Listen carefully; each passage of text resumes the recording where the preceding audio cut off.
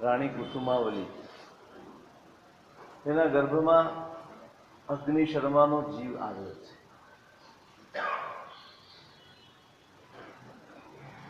અને એ જીવની જે આત્મિક પરિસ્થિતિ છે એનાથી રાણીના ચિત્તની પરિસ્થિતિ ઢોળાઈ ગઈ છે. પરેશાન છે. મનમાં અસંખ્ય વિકલ્પો, અવળા વિકલ્પો ઊભા થાય, જે વિકલ્પોની ક્યારેય કલ્પના ન કરી હોય, જે વિચારો માટે ક્યારે તૈયાર ન હોઈએ એવી માનસિક પરિસ્થિતિ આવીને ધર્મ સમજેલી છે, ધર્મ પામેલી છે, ધર્મ આરાધે છે. ધર્મ આરાધના કરનારો હોય, આરાધના કરનાર, એ જે વિકલ્પોની કલ્પના ન કરી શકે એવા વિકલ્પોમાંથી એ પસાર થઈ રહી છે. તમે જોજો, જીવદળ આવ્યો છે. શું લઈને આવે જીવ? આ બહુ મહત્વનું તત્વ છે. આપણે અહીંયાથી શું લઈને જવાનું છે? શું લઈને જવાનું? ક્યાં ફોકસ કરીશું? ક્યાં આપણું ધ્યાન કેન્દ્રિત કરીશું? કોની માવજત કરીશું? શેના વિશે જાગૃત રહીશું? બહુ મોટો સવાલ છે. બહુ મોટો સવાલ છે. ભવાંતર જો આપણે એમ સમજતા હોઈએ, માનતા હોઈએ કે ભવાંતર છે, મારું છે, તો એ ભવાંતરમાં મારે શું લઈ જવું છે? ન આ ક્રિયા કામ આવશે, ન આ સાધનો કશાય ત્યાં સાથે આવવાના, કશું જ સાથે નહીં આવે. આપણે આપણા આત્માને કે આપણા પરિણામોને જે રીતે કેળવ્યા હશે એ પરિણામો આપણી સાથે આવશે. આપણે કેળવેલી લેશિયાઓ આપણી સાથે આવશે. શું સાથે? અને આપણી મહેનત કોના માટે ચાલી રહી છે? શેના માટે? ખરેખર વિચાર કરવા જેવો છે. આપણને ભવાંતરનો ભય લાગે, ભવાંતરમાં સારું મળે, એ આપણે સારું કોને કહીએ છીએ? મને ભવાંતરમાં સારું મળે એ સારું એટલે શું? એટલે શું? આપણી સારાની સમજણ શું છે? શરીર સારું મળે, ભવ સારો મળે, ઉત્તમ કુળમાં જન્મ મળે, જન્મથી બધા સુખ મળે, આ જ ને સારું. તમને લાગે છે આ સારું છે? બધું જ મળી જાય. પુણ્ય યોગે સારા કુળમાં જન્મ મળી જાય, સુખમય પરિસ્થિતિ બધી જ હોય, તો શું એનાથી આત્માને કોઈ લાભ ખરો? સારી પરિસ્થિતિ મળવાથી સારા જ વિચારો આવે એવું ખરું? પુણ્યજન્ય તમામ પરિસ્થિતિઓ હોય તો સારા જ વિચારો આવે એવું ખરું? સારા જ વિકલ્પો ઉઠે એવું ખરું? સારું જ સૂઝે, બીજું નબળું ના જ સૂઝે એવું ખરું? કે મોટા ભાગે એવું જોવા મળે કે પુણ્ય જેમ અનુકૂળ હોય એમ અવળું સૂઝે. સારું શું શું જોઈએ છે ભવાંતરમાં? આપણે શું જોઈએ છે? ખરેખર ચિંતા કરવા જેવી છે. ખરેખર ચિંતા કરવા જેવી છે. આપણે જે ક્ષેત્રમાં મહેનત કરીએ છીએ, જેના માટે મહેનત કરીએ છીએ, કશું જ કામ નથી આવતું. ભવાંતરમાં નહીં. હા, અહીંયા તમને કદાચ અહીં છો ત્યાં પૂરતું તમારા મનને કે શરીરને સુખ આપી દેશે, પણ તમારા આત્માને જે ભવાંતરમાં આપણે જવાનું ત્યાં કોઈ હિત કરવાના નથી. ધર્મ કરીએ ને તોય મહેનત આ જ કરવાની છે. ધર્મ કરીએ તોય પુરુષાર્થ આ જ કરવાનો છે કે હું મારી જાતને કેળવું, મારા પરિણામોને કેળવું. એ ત્યાં ઉત્પન્ન થવાના છે, એ મારી સાથે આવવાના છે. ક્રિયા ગમે તેટલી કરી હશે સાથે નથી આવવાની, પણ એ ક્રિયા વખતે ક્રિયા ઘણી કરી હોય અને પરિણામ ન કેળવ્યા હોય, પરિણામ ન બદલ્યા હોય, આપણે આપણા અંદરને પરિવર્તિત ન કર્યું હોય, તો એ ક્રિયાઓ શું લાભ આપશે ભવાંતરમાં? ક્યાં ફોકસ કરવાનું છે? બસ ફોકસ અહીં તમે ઓછું કરો, વધુ કરો એની સાથે નિસ્બત નથી, પણ તમે સતત તમારા અંતરને બદલતા રહો ને, એ બહુ મહત્વનું.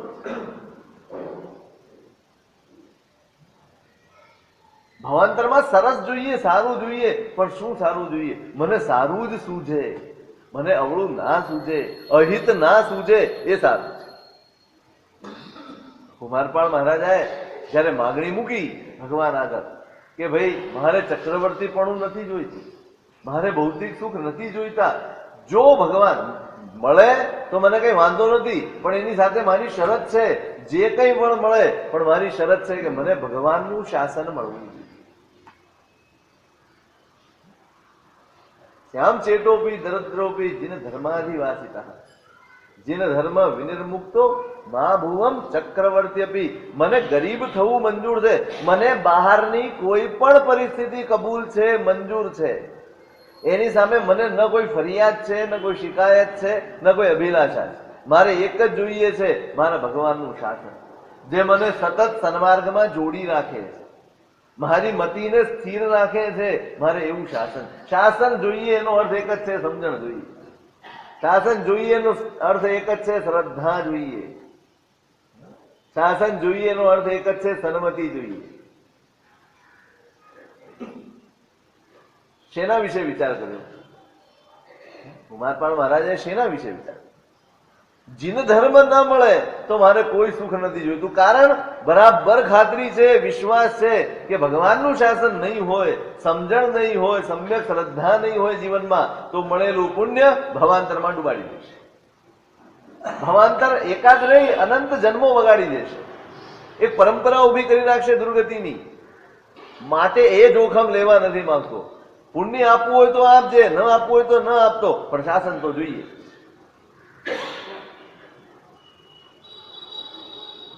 મને મારી જાતને કેળવવા, પ્રત્યેક ધર્મ, પ્રત્યેક ક્રિયા, પ્રત્યેક સ્વાધ્યાય, પ્રત્યેક આરાધના, બધું અંદર જવું જોઈએ.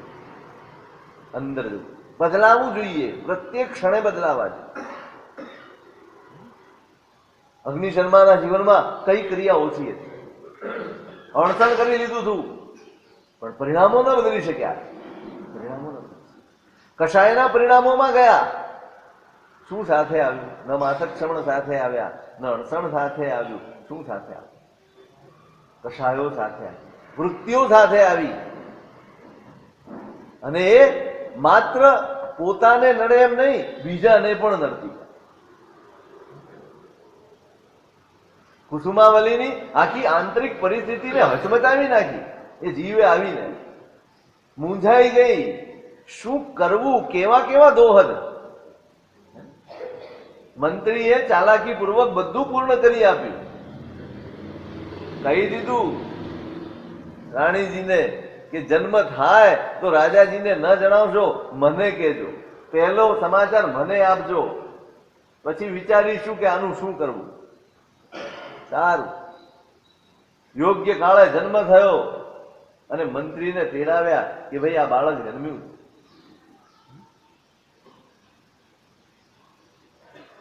મંત્રીએ કીધું કે રાણીજી, આ બાળક આપણા રાજા સાહેબ માટે અનર્થનું કારણ બને એમ છે, અનિષ્ટ છે. એટલે આ બીજે ક્યાંક ઉછરે એવી વ્યવસ્થા કરી દઈએ. આપણે અહીંયા એને રાખવો. આપણે રાજાજીને કહીશું કે ભાઈ મરેલું બાળક જન્મ્યું હતું અને આપણે આનો બીજે ક્યાંક નિકાલ કરીએ. સારું. રાણીજી પણ ખુશ થયા. તમે મારા મનની વાત કરી. હું પણ એવું જ કંઈક વિચારતી હતી કે આનો કોઈક રીતે નિકાલ થઈ જાય, આપણી સાથે ન હોય, સામે ન હોય. બસ માધવિકા નામની દાસી છે, એને સોંપી દીધું, સમજાવી દીધું બધું એને શું કરવાનું છે, અને પેલી કપડામાં લપેટીને નીકળી. એ નીકળીને યોગાનું યોગ રાજાને પણ ત્યાં આવવાનું. એ બહાર નીકળીને જાય છે ને સામે રાજા આવે. આમ તો સામાન્ય રીતે કોઈ દિવસ કોઈ નોકર ચાકરને કશું રાજા પૂછે નહીં. તે જ દિવસે પૂછ્યું. શું છે?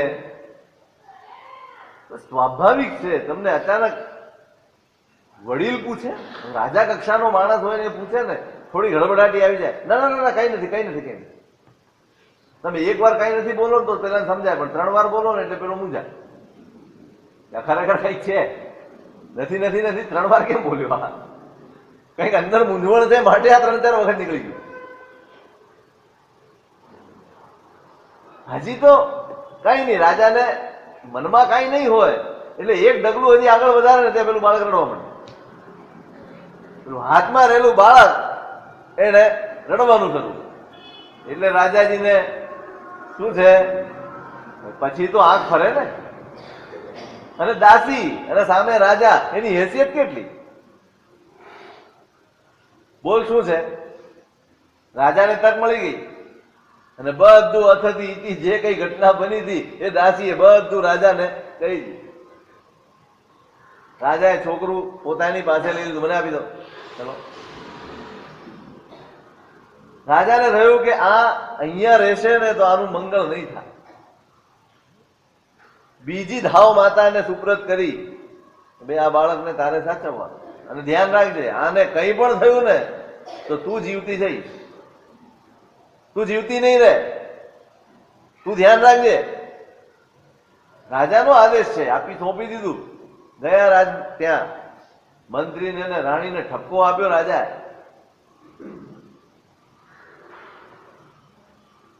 તમે જોજો, આ એ જીવ છે જેની સાથે આના સંબંધો છે.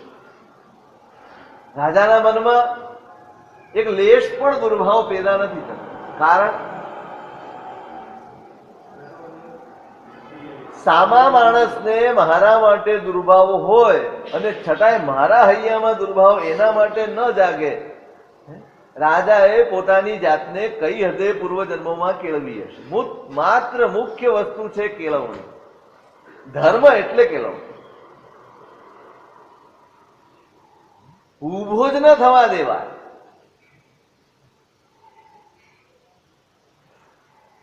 ઠપકો આપ્યો. હવે પુત્ર જન્મ થયો છે એટલે રાજાએ પ્રચ્છન્ન રીતે થોડોક મહોત્સવ બી કર્યો, બધું જ કરી લીધું. સમય વીત્યો એટલે એનું નામ પાડ્યું આનંદ. એવું નામ પાડ્યું. એવું નામ પાડ્યું આનંદ. ઘણીવાર ગુણને અનુરૂપ નામ નથી હોતા અને ઘણીવાર નામને અનુરૂપ ગુણો નથી હોતા. અત્યારે બધું ભેળસેળીઓ જમાનો છે. તમારા નામ જો કે તમારી પાસે નામે બેકાર હોય છે. બધા સાવ ફાલતુ નામો ક્યાંથી ઉપાડી લાવે, બેસી જાય કોમ્પ્યુટર ઉપર, છોકરું જન્મે સર્ચ મારે કયું નામ. નામ બહુ બહુ મહિમાવંતું તત્વ છે નામ, આપણે સમજતા નથી. મેં તમને અહીંયા કહ્યું હતું એકવાર, આવો જ કંઈક વિષય નીકળ્યો ત્યારે હરિભદ્ર સુરી મહારાજે નામેવ દીક્ષા, દીક્ષામાં મહત્વ છે એનું. તમે જે નામ પાડો છો ને એ બહુ મહત્વનું છે, આખી જિંદગી કામ આપે છે, એની અસર હોય છે. આનંદ નામ પાડ્યું, મોટો થયો, યુવાન થયો, ભણાવ્યો, ગણાવ્યો, કળામાં કુશળ કર્યો, બધું જ કર્યું. પણ બસ પૂર્વ કર્મના દોષ એવા છે જીવના કે રાજા પ્રત્યે એને ક્યારેય સવળો વિચાર જ નથી આવતો. ક્યારેય સવળો વિચાર નથી આવતો. રાજા એવો છે કે એને ક્યારેય પ્રેમ સિવાય કઈ આવતું, એના પ્રત્યે સ્નેહ જ આવે છે. યુવરાજ બનાવ્યો છે. સંબંધો અને સંબંધજન્ય પરિસ્થિતિઓ એ બધી જ અહીંયા રહી જશે. આપણે એના માટે હંમેશા લડતા રહ્યા છીએ. આપણે હંમેશા એના માટે ક્લેશ કરતા રહ્યા છીએ. આને મારી સાથે આવો વ્યવહાર ન કરવો જોઈએ. આ કરે છે ને, આ મારી સાથે જે વ્યવહાર કરે છે આ બહુ ઉત્તમ વ્યવહાર છે, આ આવું જ થવું જોઈએ. આપણી મારામારી છે નહીં, આપણી મુઠભેડ છે નહીં, આપણી ચિંતા છે નહીં. સંબંધો અને સંબંધોમાંથી ઉભા થતા બધા જ વ્યવહારો એ માત્ર અહીં પૂરતા જ સીમિત છે. સ્થાયી શું છે? એ સ્થાયી તો માત્ર મેં મારી જાતને જે કેળવી હશે ને એ સ્થાયી ભાવ. મારે મારી જાતને કેળવી લેવી છે કે મારા મનમાં કોઈના પ્રત્યે પણ ઈર્ષ્યાનો ભાવ, દ્વેષનો ભાવ, રાગનો ભાવ, દુર્ભાવ કંઈ પણ પેદા ન થાય એવું હું મારી જાતને કેળવી લઉં ને, ગમે તેવો સંબંધ દુનિયામાં મને મળશે પણ મારું અહિત નહીં થાય. આપણું અહિત કોઈ સંબંધો કે કોઈ વ્યવહારથી નથી થતો, મારી અણસમજના લીધે કે હું કેળવાયો નથી માટે મારું અહિત થાય. કોણ કરે છે મારું અહિત? કોઈ કે મારી સાથે દુર્વ્યવહાર કર્યો એના લીધે મારું અહિત થયું, કે દુર્વ્યવહારને પચાવવાની મેં ક્ષમતા નથી કેળવી માટે મારું અહિત. મને ખાવાથી ઝાડા થઈ ગયા તો એ ખાવાના પદાર્થના લીધે થઈ ગયા કે મારી પાચન શક્તિ નબળી હતી માટે થઈ ગયા? શું હતું માટે? તો ડાક્ટર શું કહેશે તમને કે ભાઈ પદાર્થ સારી રીતે બનાવો એમ કે છે કે તમારું પેટ વ્યવસ્થિત કરો એમ કે છે? અને આપણે શેમાં મચી પડ્યા છીએ? આપણે પદાર્થોમાં મચી પડ્યા છે. પદાર્થ બદલો ભાઈ. માવો આ રીતે નહીં આ રીતે બનાવો. એટલે પણ માવો ગમે તે રીતે બનાવો તને નથી જ પચવાનો. તારી શક્તિ પાચનની નથી ભાઈ. દુનિયામાં ગમે તેવા વ્યવહાર થાય પણ મારું અહિત તો મારી એને પચાવવાની અશક્તિના લીધે થાય. હું એને સહન નથી કરી શકતો, એને સ્વીકારી નથી શકતો, અને હું મારા મનમાં દુર્ધ્યાન કરી બેસું છું, આર્ત ધ્યાન કરી બેસું છું, અને મારું અહિત થઈ જાય. આપણા અહિતના આપણે જ જવાબદાર છીએ, બીજો કોઈ જવાબદાર નથી. કોઈ દુનિયાનો કોઈ વ્યવહાર જવાબદાર નથી. હું એકવાર મને કેળવ્યો, ભગવાનને 12.5 વર્ષ સુધી જે કેવા કેવા ઉપસર્ગો, કેવી કેવી પરિસ્થિતિઓ આવી, પણ કેમ ટકી ગયા? 27 ભવનો અભ્યાસ છે. કેટલા ભવનો અભ્યાસ છે? ચડતા પડતા ચડતા પડતા ચડતા પડતા એમણે પોતાની જાતને સતત કેળવી છે. ઠેઠ 7મી સુધી જઈ આવ્યા છે ભગવાન. ક્યાં સુધી જઈ આવ્યા? 7મીમાં જઈ આવ્યા, એકેન્દ્રિયોમાં જઈ આવ્યા, વનસ્પતિમાં જઈ આવ્યા, બધે જ જઈ આવ્યા.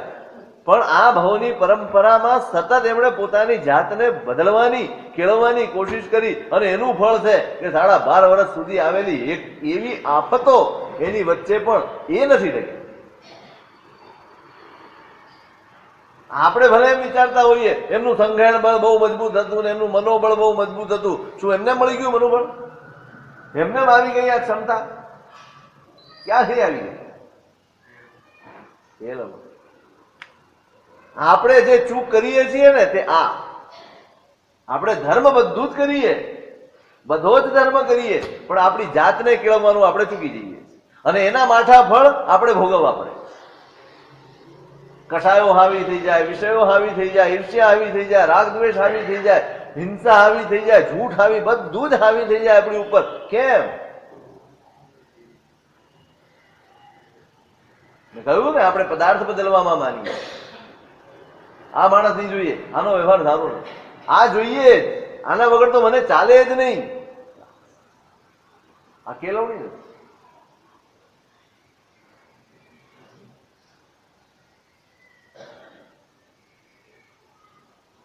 આના મનમાં સતત એના માટે દુર્ભાવ છે. આનંદના મનમાં સતત દુર્ભાવ, પણ પેલાના મનમાં બસ આ ધર્મનું ફળ આ છે. અંદરની સમજણ પેદા થાય એનું નામ ધર્મ. આપણી અંદર દબાયેલી છુપાયેલી સમજણને પેદા કરી આપે, બહાર લાવી આપે, એનું નામ ધર્મ. એકવાર અંદરની સમજણ આવી ગઈ, એકવાર જાગૃતિ આવી ગઈ, પછી બહારની ગમે તેવી વિષમ પરિસ્થિતિ હોય, તમે જોયા છે લોકોને જે શારીરિક રીતે એટલા બધા ફિટ હોય છે કે ગમે તેવું પરિવર્તન આવે ને વાતાવરણમાં એને અસર નહીં થાય. એને અસર નહીં થાય. અચાનક તડકો હોય અને વાદળા ઘેરાય એટલે આપણે છીકો ચાલુ થઈ. પણ એવા લોકો છે જેનું રેઝિસ્ટન્સ પાવર એટલો બધો હોય, ગમે તેવી પરિસ્થિતિ બહાર નહીં બદલાય, કઈ જ ના. બસ આ દાખલો સામે રાખો. એમ આત્માની પરિસ્થિતિ માટે પણ છે. બહારના કોઈ પણ વાતાવરણની અસર ત્યારે જ થશે જો અંદરની સમજણ પેદા નહીં થાય. ભયના લીધે ચૂપ રહેવું એ ક્ષમતા નથી. ભાવાંતરમાં દુર્ગતિ થઈ જશે તો હા, એ કેળવણી માટે ચોક્કસ લાભદાયક છે, જરૂરી છે, પણ પહોંચવાનું ક્યાં સુધી છે? સમજણપૂર્વક શાંત રહેવું એને ક્ષમતા કીધી. ડરથી ચૂપ રહી જવું એ ક્ષમતા નથી. સમજણપૂર્વક શાંત થવું એનું નામ ક્ષમતા. સમજણપૂર્વક ટાળી દેવાનું. અહીંયા સિંહ રાજા કેળવાયેલા છે, એને પોતાની જાતને એવી કેળવી છે, એને થતું જ નથી કશું. યુવરાજ પદ આપ્યું છે. સીમાળાનો કોઈક સામંત રાજા દુર્મતી નામનો, જરા અવળો ચાલે. હવે ભૌગોલિક સ્થિતિ એવી છે કે એના લીધે એનું બળ ઓછું હોય ને તોય વધુ થાય. 2 વાર સૈન્ય મોકલ્યું, બંને વાર પરાજય સૈન્ય નો થયો. પછી રાજાને આવ્યો આ તો કેમ ચાલે? એટલે રાજાજી પોતે, સિંહ રાજા પોતે એની સામે યુદ્ધ કરવા માટે સિંધુ નદીના કાંઠે આવ્યા અને ત્યાં એમણે એક દ્રશ્ય જોયું. લોકો ત્યાં એકઠા થયેલા હતા. ત્યાં રાજા પણ પોતાના હાથી ઉપરથી ઉતરી અને ત્યાં ગયો અને જુએ.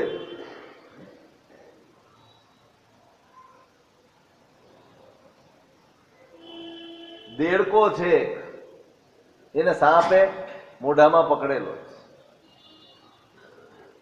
સાપ છે એને કુરર નામનું એક પ્રાણી આવે, એને સાપને મોઢામાં પકડેલો. અને પેલો કુરર છે એને અજગરે કરેલું છે. પરિસ્થિતિ કેવી છે? બધા સંકટમાં છે. દેડકો પેલો સાપ છે એને પેલા કુરરે મોઢામાં પકડેલું છે, એ એનો કોળિયો કરી જવા માંગે છે.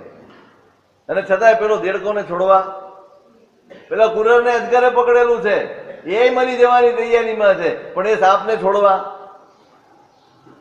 કોઈ તૈયાર નથી.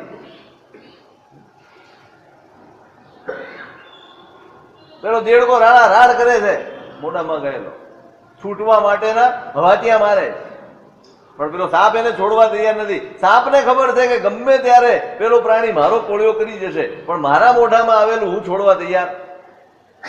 પેલાને ખબર છે કે મારો કોળિયો થઈ જવાનો છે, એ પણ પોતાના મોઢામાં આવેલો કોળિયો છોડવા તૈયાર નથી. હા પરિસ્થિતિ ત્યાં બધા ઉભેલા બધા જુએ છે. ઘણાના માટે તમાશો છે અને ઘણાના માટે તમાશો છે. જે અજ્ઞાની છે એના માટે તમાશો છે અને જે સમજુ છે એના માટે કોઈ પણ સમજુ માણસ હશે એ વિચારે ચડ્યા વિના રહેવાનો જ નથી.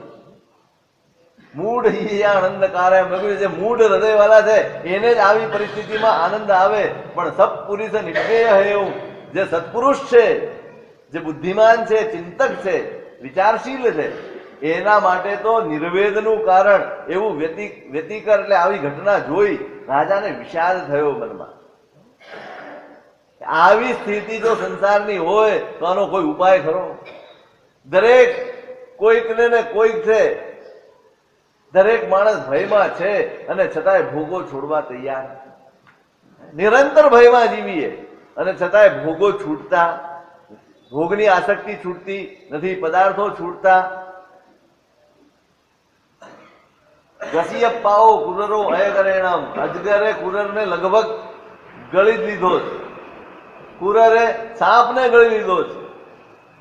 અને ભુજંગમેણ મંડુપકોતી કંઠ ગયા પાણા, અને પેલો સર્પ એને પણ દેડકાને મોઢામાં દબોચી રાખેલો. પણ એ અન્યોન્ય બધાને ખબર છે મરવાના છીએ, પણ કોઈ કોઈને છોડવા માટે તૈયાર.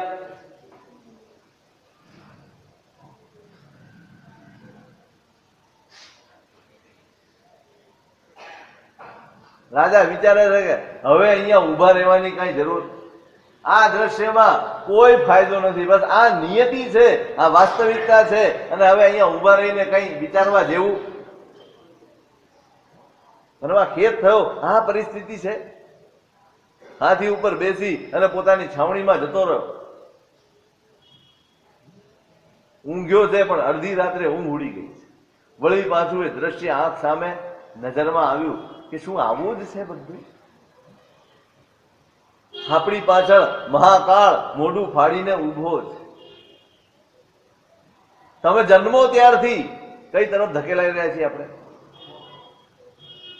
પ્રત્યેક ક્ષણ મૃત્યુ તરફ આપણે આગળ વધી રહ્યા છીએ. આપણને ખબર પણ છે અને છતાંય આપણે નિશ્ચિંત છીએ. હે અજગર છીએ, બધું ગળીને બેઠા છીએ. આ મારું, આ મારું, આ મારું, આ મારું, આમ પકડ જમાવીને બેઠા છીએ, જાણે આ તો ક્યારેય જવાનું જ નથી, હું ક્યારેય જવાનો નથી. બંને બાજુ જોજો, વચ્ચે આપણે છીએ. એક બાજુ કાળ છે અને એક બાજુ આ પદાર્થો છે. આ જતા રહે કે આપણે જતા રહે.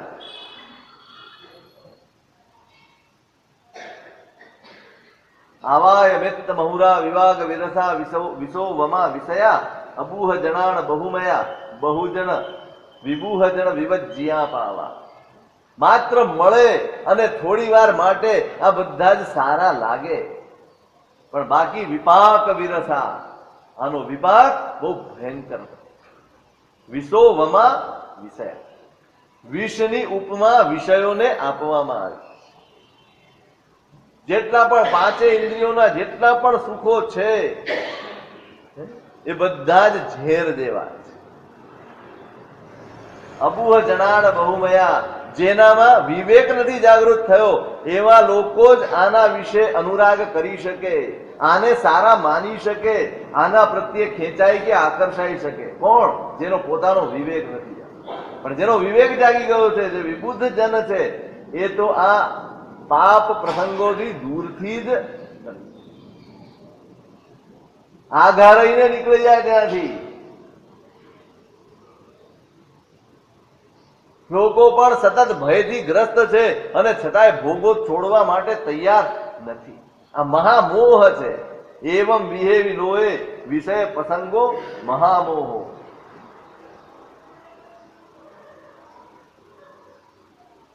મહાકાળ જેવા અજગરથી બધાએ ગ્રસાયેલા છે અને છતાંય વિષયો પ્રત્યે આસક્તિ જાગે છે, વિષયોની ઈચ્છા જાગે છે. આ મેળવી લો, આ લઈ લો, આમ કરી લો, તેમ કરી લો, આવી ઈચ્છા થાય છે. એ પણ એક મહામોહ છે, બીજું કઈ નથી.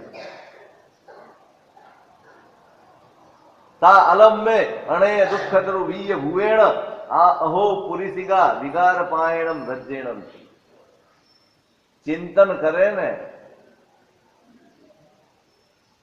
આપણે, આપણી અંદર કોઈ પણ સમજણ સ્થિર નથી થતી, એનું સૌથી મુખ્ય કારણ આપણી પાસે ચિંતન નથી. સાહેબ આટલા વર્ષથી સાંભળીએ ને તોય અમને કાંઈ નથી થતું.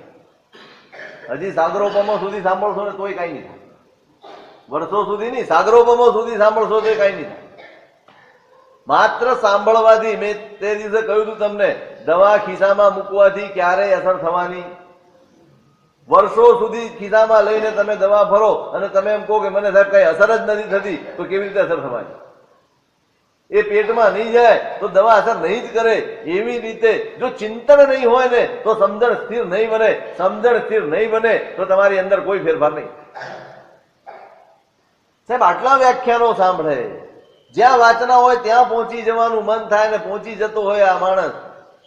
આટલી બધી ક્રિયાઓ કરે છતાંય સાહેબ એનો ક્રોધ કેમ ઓછો નહીં થતો હોય? છતાં એનો લોભ કેમ નહીં ઓછો થતો હોય? છતાંય આવો કેમ છે આ જીવ? આપણને સવાલ દરેક વખતે થાય આવો. એ સવાલનો જવાબ આ છે. બધે જ જવાનું, સાંભળવા જવાનું, વાંચવા જવાનું. આ પણ એક ધીમે ધીમે ધીમે છે ને એક શોખ બની જાય. શું બની જાય? આપણે એક શોખ બની જાય. ઘણા માણસોને શોખ હોય ભણી ભણીને ડિગ્રીઓ લેવાની. ઘણા છે આવામાં, 20-20, 25-25 ડિગ્રીઓ લઈને ફરે. ભણવાનો શોખ, બસ એવું. સાંભળવાનો શોખ, વાંચવાનો શોખ. આ શોખ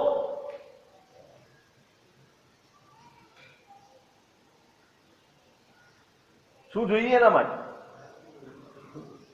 એક સાંભળો, બે સાંભળો, ચાર સાંભળો, એક મહિનો સાંભળો, એક વર્ષ સાંભળો, એક વાર વાંચો, પણ ચિંતન જ્યાં સુધી નહીં આવે ત્યાં સુધી સમજણ પ્રગટશે નહીં, સ્થિર થશે નહીં અને અંદર પરિવર્તન આવશે. બહુ મહત્વનો મુદ્દો આ ચિંતન છે. તમે જોજો, આપણે જેટલી બધી વખત વિચાર્યું છે ને, ચિંતન એ બહુ મોટું ભાગ ભજવે છે. અને આપણે સૌથી મોટી ખોટ આ છે, આપણે ચિંતા કરીએ છીએ, બીજા ઘણા વિકલ્પો મગજમાં આવતા હોય છે, આખી દુનિયાના વિચારો કરીએ, પણ ચિંતન આપણી પાસે. અને એટલે સાંભળેલું ફોકટ ચાલ્યું જાય, સાંભળેલું વ્યર્થ થઈ જાય. રાજા ચિંતનમાં ઉતરતો ગયો કે જો આ જ પરિસ્થિતિ હોય તો હવે આ રાજ્ય પાળી પાળીને ક્યાં સુધી પાડે? જો કાળ મારી પાછળ પડેલો છે અને ધીમે ધીમે ધીમે મને ગ્રસી રહ્યો છે, તો એક દિવસ આ રાજ્ય રહી જશે ને હું નહીં રહી જાઉં, હું ચાલ્યો જઈશ, તો પછી આ રાજ્યને શું કરવું? રજ્જમ હિ નામ પાયાલમ પીવદુપુરમ. આ રાજ્ય તો પાતાળની જેમ પૂરી શકાય એવું છે જ નહીં. તમે ગમે તેટલી આહુતિ આપો, એક રાજ્ય ઉપર કેટલા રાજા આવે? નામ બદલાય, પરિસ્થિતિ બદલાય. આજે ધારો કે આપણું આ ભારત વર્ષ છે, કેટલા રાજા કહો, નેતા કહો, જે પણ ભાષા કહો, વાત તો એકની એક જ છે. કેટલા બદલાઈ ગયા? છતાંય પૂરું થયું. પાયાની બધું પૂરમ પાતાળની જેમ અને પૂરી શકાય એવું જ ને. ગમે તેટલા કેટલાય લોકોની આહુતિ અપાઈ ગઈ પણ કોઈ હા ભરત ચક્રવર્તી ગયા નામ લખવાને. દરેક આ નિયમ છે કે લખવું જ પડે દરેક ચક્રવર્તીએ. કાકીની રત્ન લઈને લખવા ગયા, જોયું આખી શિલામાં ક્યાં જગ્યા નથી. આટલા ચક્રવર્તી થઈ ગયા. સામાન્ય રાજાઓની વાત નથી. 6 ખંડ જેને જીત્યા એ એટલા બધા થઈ ગયા કે આખી શિલા ભરાઈ ગઈ છે, જગ્યા નથી. હવે શું કરવાનું? હવે કોઈકનું ભૂસી લખવાનું. બસ આટલો જ વિચાર એના મનમાં આવ્યો કે આવતીકાલે મારું નામ પણ ભૂસીને કોઈક પોતાનું ત્યાં લખશે. આ ભૂસી જનારા ભૂસાઈ જનારા નામ માટે આટલા હજારો વર્ષ સુધી યુદ્ધો કરવા પડે.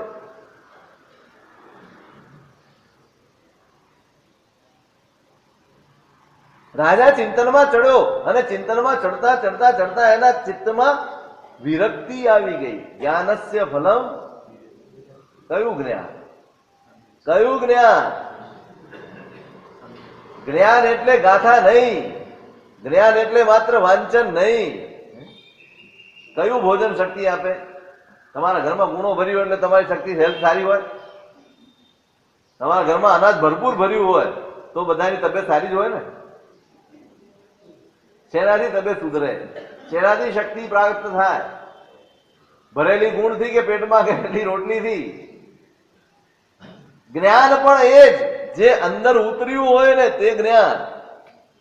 બુદ્ધિ સુધી રહી ગયું હોય ને એ માહિતી, અને સમજણમાં ઉતરે તેનું નામ જ્ઞાન. બુદ્ધિમાં હોય ત્યાં સુધી માહિતી ગણાય. ગમે તેવી હોય, આત્માની વાત હોય તોય માહિતી, કર્મની વાત હોય તોય માહિતી, ગતિઓની વાત હોય તોય માહિતી, સુખ દુઃખની વાત હોય તોય બધું જ માહિતીમાં ગણાય. જો એ બુદ્ધિમાં સ્થિર હોય તો, બુદ્ધિ સુધી પહોંચી હોય તો. પણ જયારે સમજણમાં ઉતરી જાય ત્યારે જ્ઞાન બને. અને એ જ્ઞાનનું ફળ વિરતિ. જ્ઞાનસ્ય ફળમ વિરતિ. કયું કયું જ્ઞાન? આ જ્ઞાન. આપણી પાસે માહિતી ઘણી છે ને ભાઈ. આત્મા અસંખ્ય પ્રદેશ વાળો છે, મોક્ષે જનારો છે, 8 પ્રકારના કર્મો છે, આમ છે તેમ છે, આખી દુનિયાનું જ્ઞાન છે આપણી પાસે. પણ બુદ્ધિ આવીને અટકી ગયું. બુદ્ધિના દરવાજે આવીને અટકી ગયું છે. હવે એને અંદર ઉતારવું હોય તો શું કરવું? તમને ખબર છે? ગાય શું કરે? આખો દિવસ ચરે. હો, આખો દિવસ ચરે. પછી સાંજે બેસીને શું કરે?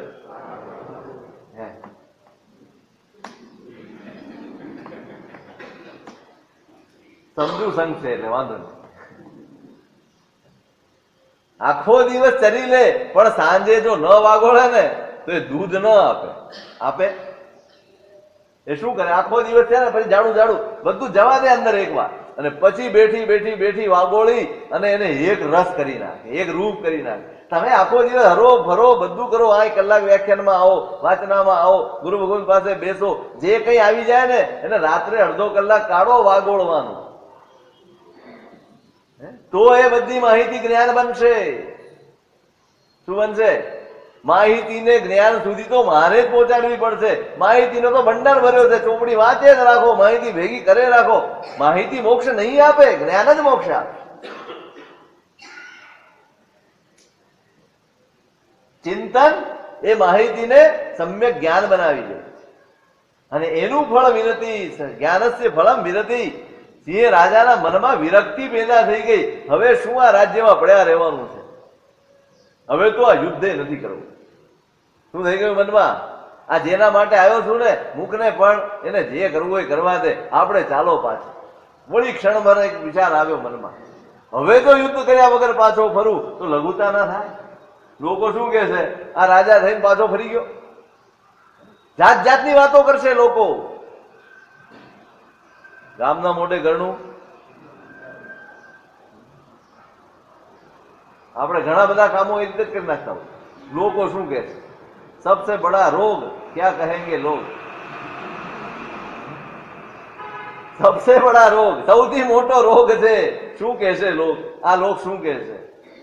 લોકો એમ વિચારશે ડરીને આવી ગયો હશે, જવાબદારી નહીં નિભાવે. લોકો ત્યાં સુધી બોલે, હો આટલી જવાબદારી નથી તમારી, યુદ્ધ કરવાથી હારીને પાછા આવી જવાય, અમને કેટલી કનડગત થાય છે. લોકો બધું બોલશે તો શું થશે? લઘુતા નહીં થાય. પણ અંદર ઉતર્યું ને, એટલે વળી વિવેક આવ્યો, વળી વિવેક આવ્યો. આ બધી વાતો તો માત્ર આ ભાવ સાથે જોડાયેલી છે. લોકો આજે આમ બોલે છે, કાલે આમ બોલે છે. ક્યાં સુધી? હું છું ત્યાં સુધી. હું નથી ને એટલે લોકો બીજી ક્ષણે ભૂલીને પોતાના કામમાં લાગી જવાના થાય. એટલે મારે લોકો શું કહે છે એ નથી વિચારવાનું, મારી આત્મા શું બોલે છે, મારો આત્મા જે કહે છે એ મારે વિચારવું. એ મને દોરે છે, એ મને સાચા માર્ગે દોરે છે. લોકો કોઈ સાચા માર્ગે દોરનારા છે નહીં. લોકો તો ભેખડે ભેરવી દેનારા, ભેખડે ચડાવી દેનારા છે. એ કોઈ સાચા માર્ગે દોરનારા છે જ નહીં. લોકો એમના વિશે મારે વિચારવું જ નથી. સવાર પડી ગઈ, સવાર પડી, મંત્રીઓ આવ્યા અને ત્યાં પ્રતિહારે આવીને સમાચાર આપ્યા કે સાહેબ પેલો દુર્મતી છે ને એ શરણે આવવા તૈયાર છે. જોયું, એને ખબર પડી કે રાજાજી પોતે આવ્યા છે એટલે ગભરાયો છે અને ખભે કુહાડો લઈ અને આપની પાસે આવી રહ્યો, આપના દર્શન માટે બહાર ઉભો છે, બોલાવીએ? રાજા કે ભલે. આવીને કુવાડો એના હાથ નીચે મૂક્યો પગે કે આ તમારો કુવાડો, આ કુવાડો ને મારી ડોક, મને ક્ષમા. મૂળે ઉત્તમ જીવ છે. શું છે? ફરજ ન આવે તો કોઈને ઊંચા અવાજે હું પણ કહે એવો નથી. મૂળે ઉત્તમ જીવ છે. બસ ઉત્તમ થઈ જવાની મહેનત કરી લો ને, બધું થઈ જશે. પછી બધું જ સહજ હશે. ઉત્તમતા કેળવી લેવાની.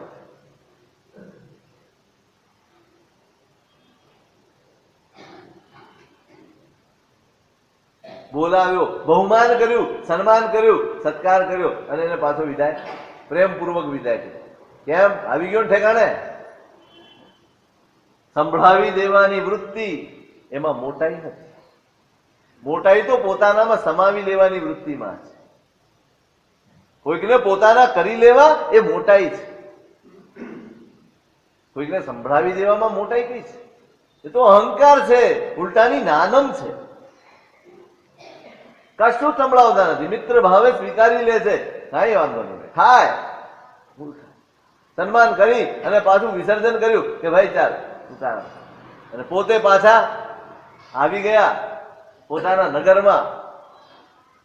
મંત્રીઓને ભેગા કર્યા. ભાઈ મારી ઈચ્છા છે કે હવે આ રાજ્ય મારે છોડવું છે, સિંહ કુમારનો રાજ્યાભિષેક કરી લઈએ અને હું હવે અહીંથી નીકળવા માંગુ છું. આખા પરિવારની કેળવણી છે, મંત્રીઓને કેળવ્યા છે. કેળવવું એટલે કઈ સમજાવી નથી રાખ્યા, પણ એમની સાથે હરતા ફરતા એની સાથે રહે, એના વિચારોને અનુરૂપ જીવન જીવતા હોય, એની વાતો સાંભળતા હોય ને ત્યાં પોતે પણ કેળવા. રાજાએ કહ્યું કે મારે આ રીતે નીકળી જવું છે. કિચ્છમેવે અમીય વંશ સંભવાણમ રાયણમ શેષ રાયણમ. સાહેબ, આપના વંશમાં થયેલા કોઈ પણ રાજા હોય એનું તો આ જ કર્તવ્ય છે, આ જ એનો પંથ હોય, આ જ એનો માર્ગ હોય. તો એમાં તમે જે જીન વચનથી ભાવિત છે, જીન વચનથી ભાવિત જેની બુદ્ધિ છે, એવા તમારા માટે તો આ સ્વાભાવિક જ હોય, હોવું જ જોઈએ.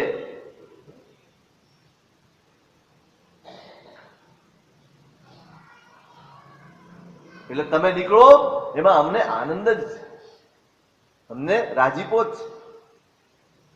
બોલાવ્યા જ્યોતિષીઓને, કહ્યું કે ભાઈ આનંદ કુમારનો રાજ્યાભિષેક કરવાનો છે એટલે તમે સારો દિવસ જોઈને,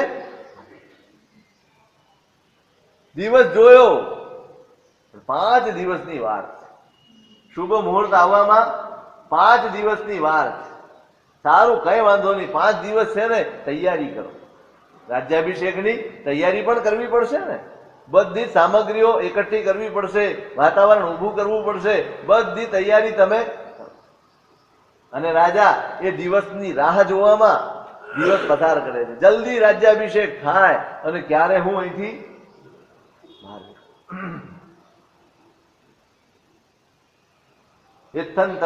રાજા વિચારે છે આનંદ કુમારનો રાજ્યાભિષેક કરી દઉં અને પછી ધર્મઘોષ છે, ગુરુ ભગવંત છે, એમની પાસે પહોંચી અને એમના ચરણોમાં જીવનને સમર્પિત કરી દઉં. અને આ રીતે વિચાર કરતા કરતા અભિષેકનો દિવસ આવે એનું ચિંતન કરતા કરતા દિવસ પસાર કરે. ઈઓએ પૂર્વ કહે કમ્મ દોષ. રાજાનો અભિપ્રાય આનંદને ખબર. પેલો દુર્મતી છે ને એને આને ચડાવ. તમે ગમે તેટલી સારી રીતે વર્તશો પણ જે અવળો છે, કૂતરાની પૂંછડી કોઈ દિવસ, જેની પ્રકૃતિમાં જ અવળ ચંડાઈ છે ને એ કોઈ દિવસ બદલાવાનો નહીં. તમે ગુસ્સો કરો તોય નહીં અને તમે પ્રેમ કરો તોય નહીં. તો આપણે કરવું શું જોઈએ? એ બદલાવાનો નથી. તમે ગુસ્સો કરી નાખો તોય બદલાવાનો નથી અને તમે પ્રેમ કરો તોય બદલાવાનો નથી. તો તમારે શું કરાય? નિષ્ક્રિય રહી શકાય એવું છે જ નહીં. પણ આપણે રહી શકીએ એમ જ ને. એ કક્ષાનું માધ્યસ્થ આપણી પાસે છે જ નહીં. પ્રેમ જ કરાય. કારણ કે આપણને ખબર છે બે ભાવ તમે એની સાથે બગાડી લેશો તો તમારું બગડશે, એનું સુધરવાનું નથી. તમે પ્રેમ કરશો તો એનું નથી સુધરવાનું પણ મારું તો સુધરી જવાનું, મારું તો નહીં જ બગડે. એટલે મારી પાસે એક જ વિકલ્પ બચે છે, મારે માત્ર ને માત્ર પ્રેમપૂર્વક વર્તવું, સમજણપૂર્વક વર્તવું. પ્રેમપૂર્વક એટલે સમજણપૂર્વક વર્તવું. પેલો આની સાથે ભળી ગયો, આને ચડાવ્યો એટલે આને એમ થયું કે કોઈ પણ રીતે કપટ કરીને રાજાને મારી નાખું અને રાજ્ય લઈ લઉં. એમાં એને ખબર પડી કે રાજાજી અભિષેકનો દિવસ નક્કી કર્યો છે ને મને રાજ્ય આપવા માંગે છે. ના, આ તો રાજાએ કઈક કપટ રચ્યું છે મને મારી નાખવામાં. જોજો, એક વાર કોઈના પ્રત્યેનો તમારા મનમાં અભિપ્રાય બંધાઈ જાય, અવળો ભાવ બંધાઈ જાય, પછી ગમે તેટલું સારું કરે ને તો તમને એમાં અવળું જ દેખાય. આ તો મને મારી નાખવા માટેનો કઈક કપટ લીલા રચી હશે આને, આ રાજાએ. બાકી અત્યારે શેનો અભિષેક કરે મારો? છતાં ધારો કે કદાચ એને સાચે સાચે જ મારો રાજ્યાભિષેક ગોઠવ્યો હોય તો પણ મારે આવી રીતે દાનમાં રાજ્ય નથી જોઈતું. જોજો શું કે મારે દાનમાં રાજ્ય નથી જોતો. ઈ આપે અને હું રાજા બનું એવું મારે જોઈતું નથી. મારે તો એને ખતમ કરીને મારા બળથી રાજ્ય મેળવવું. એમાં રાજાજી એને બોલાવે, રાજ્યાભિષેક કરવાનો છે, કઈ કામ પડ્યું એટલે રાજા એમને બોલાવ્યા કે ભાઈ ના ગયા, ના ગયો. રાજાને એમ થયું કે કદાચ સારું નહીં હોય, કઈ કામમાં હશે, નહીં આવ્યો. એક પ્રતિહારને લઈને રાજા પોતે એના મહેલમાં ગયા. આનંદના મનમાં એને ખબર પડી કે રાજાજી પોતે આવી રહ્યા છે. કોણ કોણ સાથે છે? એક પ્રતિહાર છે સાથે.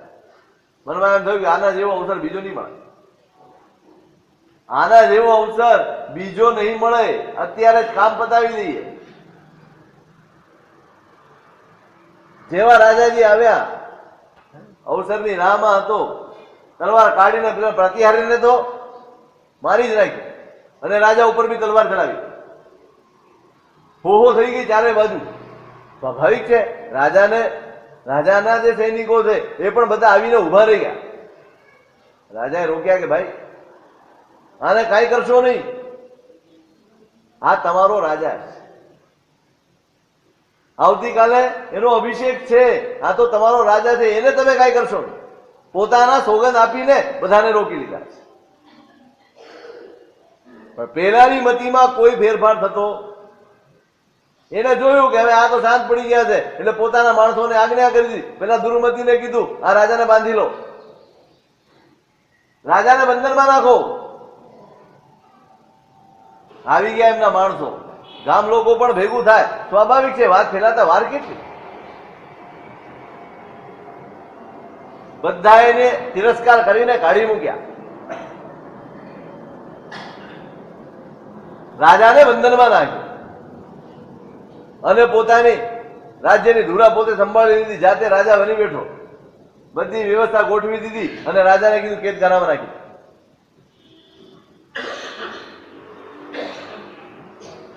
કેદખાનામાં નાખી દો રાજાને. દુર્મતીએ એના બધા વિશ્વાસુ માણસોને લઈ રાજાને બંધનમાં નાખી અને કેદમાં. શું થાય મનોજભાઈ? કેવી હાલત થાય? ક્યારે જેના માટે તમે એક તલભાર પણ અવળું ન વિચાર્યું હોય, એના માટે અશુભ ન વિચાર્યું હોય, અને એ વ્યક્તિ જયારે આપણું બગાડવા બેસે ત્યારે આપણી ક્ષમતા ટકે? ના ટકે. કારણ શોધ્યું? શું કારણ? હમણાં ગયું ને, ક્ષમતા આપણા સ્વભાવમાં નથી આવી, સમજણમાં આવી છે, જ્ઞાનમાં આવી છે, બુદ્ધિમાં આવી છે, પણ સ્વભાવમાં નથી આવી. સ્વભાવમાં નહીં ઉતરે ત્યાં સુધી એ સ્વાભાવિક નહીં બને, સહજ નહીં બને. આપણને ખ્યાલ છે કે ક્ષમતા રાખવી જોઈએ, ક્ષમતા હોવી જોઈએ, અને આપણે જયારે બહુ મોટો પ્રસંગ ન હોય ને ત્યારે દેખાડો કરી ન શકતા હોઈએ ક્ષમતા, પણ જયારે ખરેખર આવો અવળો પ્રસંગ બને ત્યારે ક્ષમતા એ હચમચી જાય છે, કસાયો ઉભા થઈ જાય છે.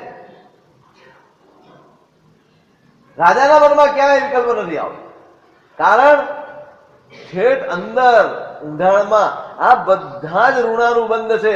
એક જ વિકલ્પ આવે, બીજો કોઈ વિકલ્પ જ ના. આના કર્મનો દોષ છે, મારા કર્મનો દોષ છે, બાકી કોઈ વિકલ્પ નથી. કેટલું ઘૂંટ્યું હશે, કેવું ઘૂંટ્યું હશે, કેટલે ઊંડે સુધી ઉતારી દીધું હશે કે એના સિવાયનો કોઈ વિકલ્પ મનમાં પણ ન આવે. આત્માનું અહિત થાય એવો એક પણ વિકલ્પ મનમાં ન આવે, એનું નામ ધર્મ સિદ્ધ થયો ગણાય. આત્માનું અહિત થતું હોય એવો એક પણ વિકલ્પ મનમાં ન ઉઠે એ ધર્મની સિદ્ધિ છે, ત્યારે ધર્મ સિદ્ધ થયો ગણાય. નાખી દીધો.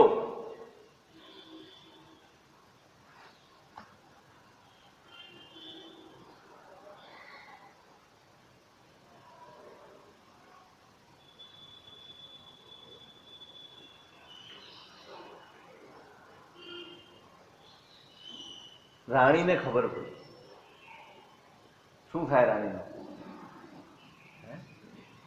જે દીકરાને જન્મ આપ્યો છે, પાળી પોષીને મોટો કર્યો છે, બધી જ અવળ ચંડાઈ, અને છતાંય પ્રેમ જ આપ્યો છે, એ દીકરો આવું કરે, આક્રંદ કરે છે. આક્રંદ કરતા કરતા ત્યાં કારાવાસમાં આવે છે. 5 મિનિટ વધારે લઈશો તમારે? ચાલશે ને? કારાવાસમાં આવે છે, આક્રંદ કરે છે, અને રાજા આ પાત્ર જેવું અદભુત છે, એમ હલાવી દે છે. કિમ ઇમેણ આયા સમેત ફલેણ અહમ્માણુ બંધિણાય સોયણ. તમે શોક કરશો, તમે આવો વિલાપ કરશો, અધર્મ વધારનારો વિલાપ કરશો. શું વધારનારો? આવો આર્ત ધ્યાન તમને શોભે? આ સંસાર તો અતિ વિચિત્ર સ્વરૂપનો છે, એમાંનું આ સ્વરૂપ તો કાંઈ જ નથી, કાંઈ જ નથી. આ તો બહુ સામાન્ય સ્વરૂપ છે ભાઈ. ખેલણય ભૂયા ઇમસ્સ સભ્ય સંસારીણો. સંસારના પ્રત્યેક જીવ એ માત્ર કઠપુતલીઓ છે. કોઈકના નચાવ્યા નાચી રહ્યા છે, કોઈકના કરાવ્યા કરી રહ્યા છે. આમાં કોઈ જવાબદાર નથી. આ આનંદ જે કરે છે એ પણ કર્મની કઠપુતલી છે, અને આપણી સાથે થાય છે ને એ પણ કર્મની કઠપુતલી. કોણ છે અહીંયા બીજો? સ્વતંત્ર છે કોણ? ન રાજા સ્વતંત્ર છે, ન પ્રજા સ્વતંત્ર છે, ન કોઈ વ્યક્તિ સ્વતંત્ર છે. આ સંસારમાં કોઈ સ્વતંત્ર નથી. પોતાની રીતે વર્તવા માટે કોઈ જ સ્વતંત્ર. એનો ખેદ કરીશું, એનું દુઃખ કરીશું. દુર્નિવારો એ પથરો પૂપ કઈ ગમ્મસ. પહેલા કરેલા કર્મનો વિપાક એને આપણે ટાળી નથી શકતા. સુવિણય સમો સંગમો. આ બધા સંગ, આ બધા સંયોગો એ સ્વપ્ન જેવા છે. અવિવેકી જન જે કરે એવો વિલાપ તમને ન શોભે. તમે ધર્મ સમજેલા છો, આવું ન વિચાર. ક્યાંથી નીકળ્યું છે? અંદરથી આવે છે. અંદર જેલમાં છે, હો, મહેલમાં નથી. ખાઈ પીને હિચકે બેસીને ઉપદેશ નથી આપતો. એ બધા કરી શકે.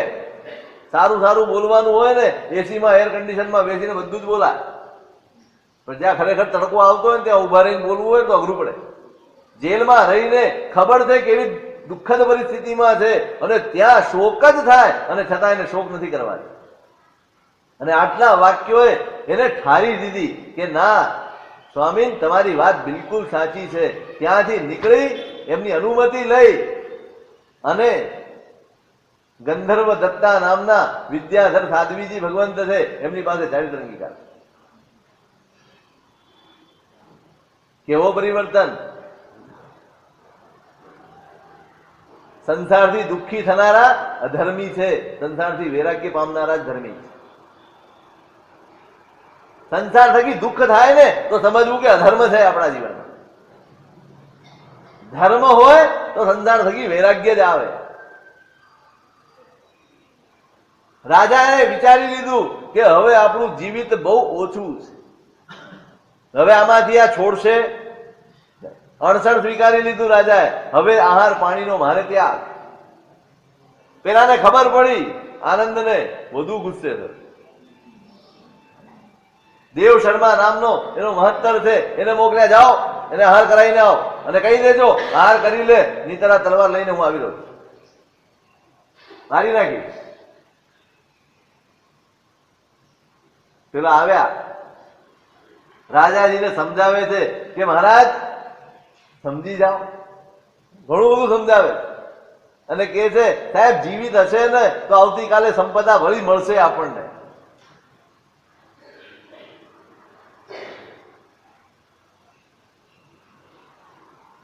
થોડો પુરુષાર્થ કરો, જમી લ્યો, ખાઈ લો. આ પેલો અવળો ફરશે, તમને મારી નાખશે તો હાથમાં કઈ નહીં આવે. એના કરતા જીવિત હશું ને તો ફરી વાર સંપદા. કોને સમજાવી રહ્યો છે? પેલા કહે છે કે ભાઈ પુરુષાર્થ મેં છોડ્યો જ નથી, કાળને અનુરૂપ મેં સ્વીકારી જ લીધું છે અને મેં ભાવથી દીક્ષા અંગીકાર કરી લીધી છે. મને કોઈ સંપદાનો અભિલાષ જ નથી, એટલે જીવવાની કોઈ વાતની અભિલાષા મારા મનમાં રહેતી જ નથી. અત્યારે તો કાળ અણસણ માટે જ ઉચિત છે, એટલે હવે હું આહાર ગ્રહણ કરીશ. સાહેબ પેલો ગુસ્સે થઈ જશે.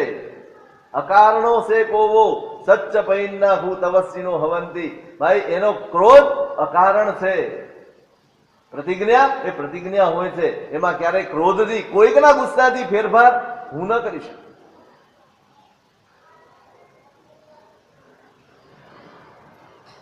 વાર લાગી એને અહીંયા સમજાવતા, એટલે પેલા એમ થયું વાર કેમ લાગી આટલી બધી? આવી ગયો પેલો ધમધમતો તલવાર લઈને, જમી લો નહીં તો અહીંયા ને અહીંયા તમને પૂરા કરી નાખી. જાણંતો મરણંતમ દેહા વાસમ અસાસયમ અસારમ કો ઉબ્બિયેજ્ય નરવર મરણસ અવસ્થ ગંતવ્ય. ભાઈ રાજા એને કહે છે મૃત્યુ શાશ્વત છે, થવાનું જ. દેહ અશાશ્વત છે. આવું અવશ્ય આવનારા મૃત્યુને વિચારીને કોણ ડાયો માણસ ઉદ્વેગ પામે? ભાઈ ગર્ભમાં આવે ને જીવ ત્યારથી આવીચી મરણથી સતત મળતો રહે છે. પળે પળે આપણે શું કહીએ છીએ? આવીચી મરણ. દરેક પળે આપણું એક એક મરણ થાય છે ને. આપણે આગળ વધતા જઈએ છીએ. આવીચી મરણ દરેક પળે, જેનું અણુ સમય પ્રત્યેક સમયે મરણ ધર્મવાળો આ જીવ છે. એમાં શું રાગ કરવાનો ને દ્વેષ કરવાનો? મૃત્યુથી ભય શેનો પામવાનો? પરમાત્માના વચનના રસાયણ જેને મેળવ્યા છે અને એનાથી ભાવિત જેનું ચિત્ત છે, એવો હું મરણથી બીતો. જેમ જેમ સમજાવે છે તેમ તેમ એનો કષાય વધતો જાય છે. અને એની ભાઈ મય મારણ મેત્તેન વત્સ મા નિય કુલમ કલંકેહી. હું તો મરી જ ગયેલો છું, મને મારીને તું કુળને કલંકિત ના કરીશ બેટા. મેં આહાર ત્યાગ કરી લીધો છે. મેં ત્યાગ કર્યો ન હોત ને તો હું લઈ લેત, મને કોઈ આગ્રહ નથી, પણ મેં પ્રત્યાખ્યાન કરી લીધા. મેં ત્યાગ કરી લીધો છે, માટે હવે આહાર લેવાનો કોઈ અવસર નથી. માટે હું તો મરેલો જ છું, મને મારીને તું શું કરવા કુળને કલંકિત કરે છે? ત્યાં પણ પ્રેમ ઉમડે છે. પણ એ સાંભળીને એનો ક્રોધ આસમાને પહોંચ્યો અને એ જ ક્ષણે તલવાર ચલાવી દીધી. પણ મોઢામાંથી નમો જીનાણમ એ સિવાય કોઈ શબ્દ રાજાના મુખમાંથી નીકળતો. પૂર્વ કય કમ્મ દોષો એસો તે વિશુદ્ધ ભાવેણમ બધું જ પૂર્વ કર્મના વિપાક છે અને આ બિચારો કર્મના લીધે આ કરી રહ્યો છે એવા શુભ ચિંતનમાં ત્યાં મરી અને અકલુષ ચિત્તો, મનમાં ક્યાંય ક્લેશ આવ્યો નથી અને એવા ત્યાંથી મરી અને સનત કુમાર દેવલોકમાં એ દેવ તરીકે ઉત્પન્ન અને આ મરી રાજ્ય પાળી મરી અને રત્નપ્રભા નામની પહેલી નરકમાં એ નારક તરીકે ઉત્પન્ન. આ રીતે બીજો ભવ પૂરો. હવે ત્રીજા ભવનું શું સ્વરૂપ છે?